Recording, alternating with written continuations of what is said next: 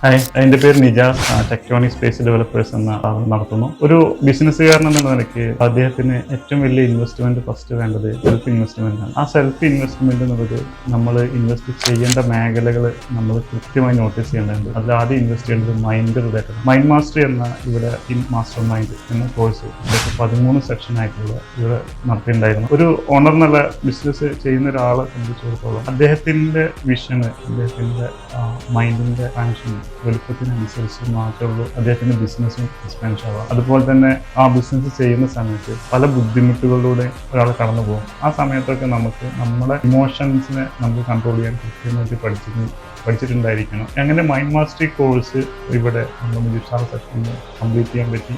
അതുപോലെ തന്നെ business master എന്ന് പറഞ്ഞാൽ പലപ്പോഴും നമ്മൾ ബിസിനസ്സിൻ്റെ ആക്സിഡൻ്റലി ചെന്നെത്തിയാലുണ്ട്. എന്നെ സംബന്ധിച്ച് ഞാൻ ബേസിക്കലി ഒരു എഞ്ചിനീയറാണ്. പിന്നീടാണ് ഈ പ്രൊഫഷണൽ ഒരു ബിസിനസ് ആക്കി മാറ്റാൻ ഉദ്ദേശിച്ചിട്ടുണ്ടായിരുന്നത്. ആ ഒരു ബിസിനസ്സിൻ്റെ 7 ഫങ്ഷൻസിനെ എങ്ങനെ ടീം ബിൽഡ് ചെയ്യാന്നുള്ളതും ആ ഫങ്ഷൻസ് പ്രോപ്പറായിട്ട് എങ്ങനെ ഇംപ്ലിമെന്റ് ചെയ്യാനുള്ളതും ആർട്ട് ഓഫ് ഡെലിഗേഷൻ, അതുപോലെ തന്നെ പല കാര്യങ്ങളും ഒന്ന് പഠിച്ചിട്ടുണ്ടായി. ഇപ്പോൾ സെയിൽസ് ആണെന്നുണ്ടെങ്കിൽ സെയിൽസ് എങ്ങനെ സെറ്റ് ചെയ്യാന്നുള്ളത്, സെയിൽസിന്റെ യൂണിറ്റ് എങ്ങനെ സെറ്റ് ചെയ്യുന്നത്, ഇതിന്റെ സ്ട്രാറ്റജി, മാർക്കറ്റിംഗ് സ്ട്രാറ്റജി, HR അങ്ങനെ അക്കൗണ്ട്സ്, എല്ലാ ഡിപ്പാർട്ട്മെന്റ്സിലും നമുക്ക് നമ്മുടെ ഇപ്പോഴുള്ള ടീമിനെ വെച്ചുകൊണ്ട് തന്നെ എങ്ങനെ ഡെവലപ്പ് ചെയ്യാന്നുള്ള പല കാര്യങ്ങളും ഇതുണ്ടായിരുന്നു. പിന്നെ അതുപോലെ തന്നെ ഒരു ബിസിനസ്സിനെ സംബന്ധിച്ചിടത്തോളം 6 ഏരിയകളിലൂടെ ആ ബിസിനസ് കടന്നു പോകും. നമ്മുടെ ബിസിനസ് ഇപ്പോൾ ഏത് ലെവലിലാണ് നിൽക്കുന്നുള്ളതും ഇനി അടുത്ത ലെവലിലേക്ക് പോകുന്നുണ്ടെങ്കിൽ നമ്മൾ ഏതിലാണ് ഫോക്കസ് ചെയ്യേണ്ടത്, ഓണർ എന്ന് അദ്ദേഹം ഏത് ഏരിയയിലാണ് ഫോക്കസ് ചെയ്യേണ്ടതെന്നുള്ളത് കൃത്യമായിട്ട് പറഞ്ഞിട്ടുണ്ടായിരുന്നു. അതുകൊണ്ട് തന്നെ നമുക്ക് നമ്മുടെ ബിസിനസ്സിൽ വരുന്ന ഓരോ പ്രോബ്ലത്തിനെയും ആ പ്രോബ്ലത്തിന് ഉണ്ടായിരുന്ന റീസൺ നമുക്ക് തന്നെ കണ്ടെത്താൻ പറ്റുന്നുണ്ട്. ആ റീസണിൽ നമ്മുടെ കയ്യിൽ തന്നെ സൊല്യൂഷൻ ഉള്ളതുകൊണ്ട് നമുക്ക് അത് കൃത്യമായിട്ട്